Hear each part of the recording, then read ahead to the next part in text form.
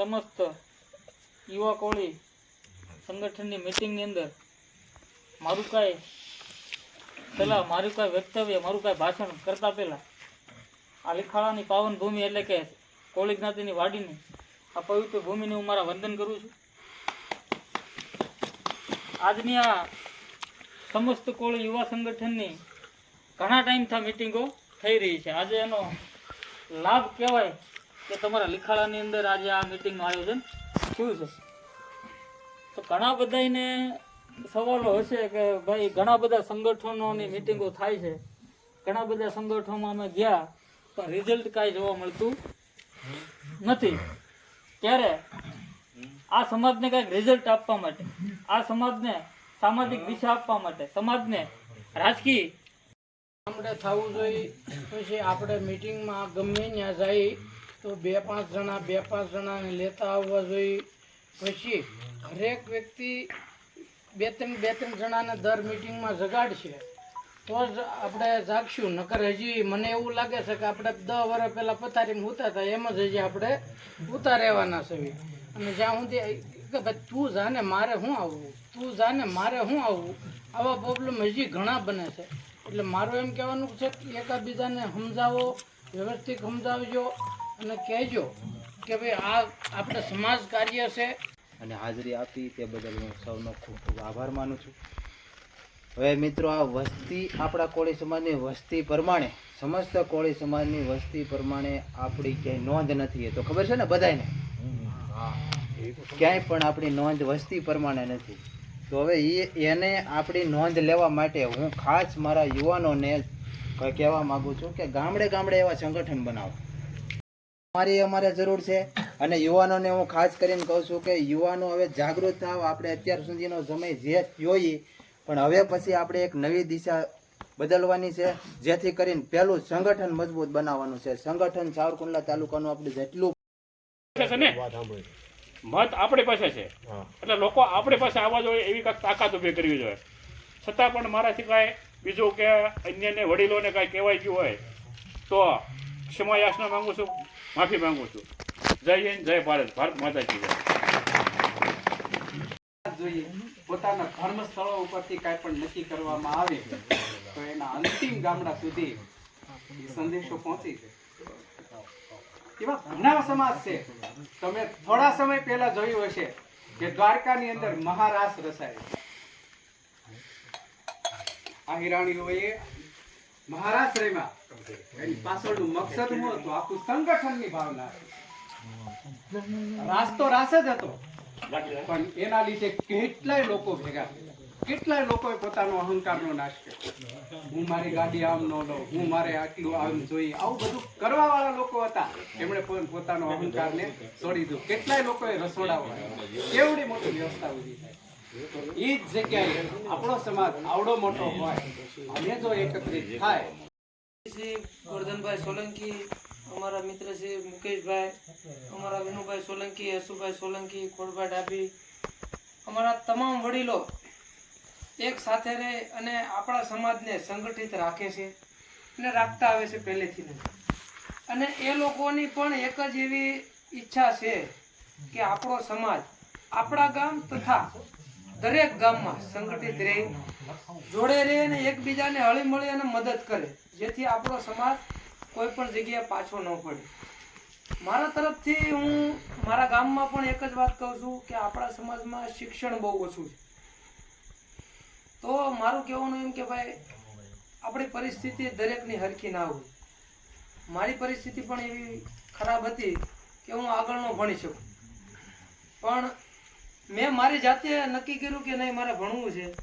થોડોક મને ગામ લોકોએ સપોર્ટ કર્યો. હું જાતે સવારમાં ભણતો, બપોર પછી હીરા ગણતો. હું અત્યારે ટાટા મોટરમાં એન્જિનિયર છું, મિકેનિકલ. અને ભાઈ આપણે પંકજભાઈ અને અમે બે જોડે ભણતા અમરેલી. અમે પંકજભાઈ છૂટા પડીને આ બાજુ હું અમદાવાદ જતો રહ્યો. છેલ્લા 13 વર્ષથી હું ત્યાં જ છું અમદાવાદ. એટલે મારું કહેવાનું એક જ વિચાર છે તમને લોકોને કે ભાઈ ભલે તમારો છોકરો ન ભણે, આપણને ખ્યાલ હોય કે ભાઈ આપણો છોકરો નથી ભણે તો બીજા કોકનો ભણતો એને ટેકો દેવો. તમને કંઈક એવી ખબર હોય કે ભાઈ અહીંયા આવું સારું કાર્ય થાય છે તો એવા સમાચારે બીજા કોકને દેવા. કાંઈક જરૂર હોય તો તમ તારે ગમે ત્યારે જરૂર હોય તો અમને કહો. અમારે ને પંકજભાઈને વાતચીત થતી જ હોય ગમે ત્યારે. ક્યારેક તમારે એ બાજુની જરૂર હોય કે ભાઈ આમાં અમને કાંઈ સમજાતું નથી તો કોઈકને પૂછો, પણ જ્યાં સુધી તમે કોઈને કાંઈ પૂછશો નહીં ત્યાં સુધી તમને ખબર નહીં પડે. અને જ્યાં સુધી આપણે આગળ નહીં આવે ત્યાં સુધી જાણશું કે નહીં પણ આની આગળ હું છે.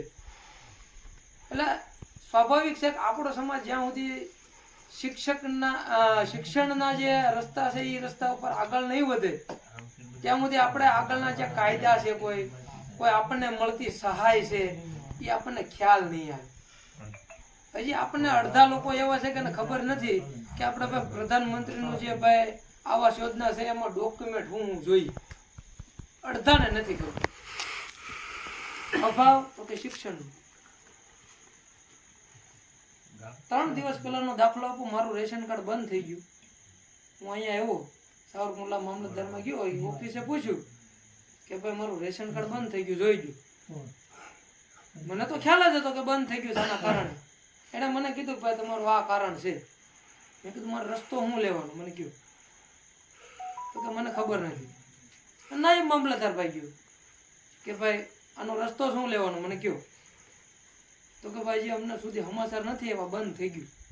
તો મેં એને પૂછ્યું કે ભાઈ તમારી પાસે જવાબ નથી, મારે જવું કોની પાસે? મારે જવાબ તો જોઈએ ને. તો મને કે જવાબ ન મળે.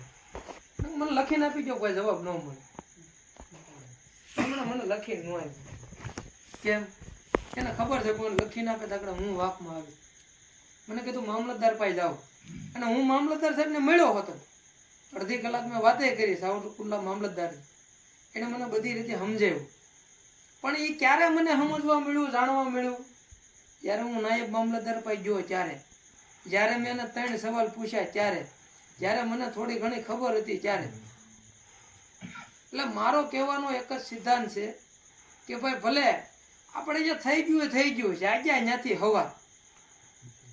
આમાં ઘણા એવા વડીલો છે કે એને મોબાઈલ જોયો જ નહોતો અને જ્યારે બધા એન્ડ્રોઈડ વાપરે, ખબર પડવા મળી.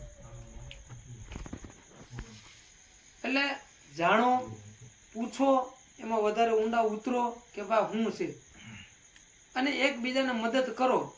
અને ખાસ મારો પોઈન્ટ એ જ રહે કે ભાઈ શિક્ષણ તરફ આગળ વધો. જાજો આપણો સમાજ શિક્ષણ મૂકી અને હીરામાં વહી જાય. આ સાથે મારું વક્તવ્ય. હું અત્યારે મારે 7,000 હું લાગ્યો હતો, અત્યારે હું 70,000 મારો પગાર છે. અને ઘણા ખરા આપણા કોળી સમાજના મિત્રો ગમે ત્યારે જરૂર હોય અમારે અહીંયા આવે છે. અને ત્યાં પણ જે આપણો સમાજ છે ત્યાં આપણે કોળી પટેલ કહી. અને સાણંદ તાલુકાના ધારાસભ્ય આપણા જ ભાઈઓ છે, કનુભાઈ કોળી પટેલ, એ આપણા જ ભાઈઓ છે. એની સાથે અમારી મુલાકાત થઈ. ન્યાય આપણી સમાજની મોટી વાડી છે. એ લોકો છાત્રાલય ન્યા હોતન છે કોળી સમાજ. ધંધુકામાં આપણું મોટા પાયે બને છે છાત્રાલય. ધીમે ધીમે પણ ઓલાને જેમ પાયો ખોચ્યું તો 2 ઈંટું સપાય. પ્લીને પૂછશું તે પછી માળીએ પૂછશું, પણ પાયો ખોદવો પડશે. અને હું અત્યારે તમને એમ કહું ભાઈ મારું કાંઈ તમ તારે કામ પડે અમદાવાદ બાબતનું, દવાખાના બાબતનું, મારો નંબર પંકજભાઈ પાસે છે. ગમે ત્યારે ભાઈ મારથી બનતી એટલે હું મદદ કરીશ. તમ તારે જરૂર પડે અને કોઈ પણ ને કોઈ છોકરો આપણે 12 પાસ હોય, ITI કરેલું હોય અને નોકરીની જરૂર હોય, તમે તાર પંકજભાઈ ગ્રુપમાં નંબર મારો મોકલી દેજો. ગમે ત્યારે જરૂર પડે મને ફોન કરજો. મારથી બનશે એટલી મહેનત કરશું. પણ તમે મને કાંઈક કહેવો તો થાય. આ સાથે મારું વક્તવ્ય અહીંયા પૂર્ણ કરું છું. જય માતા.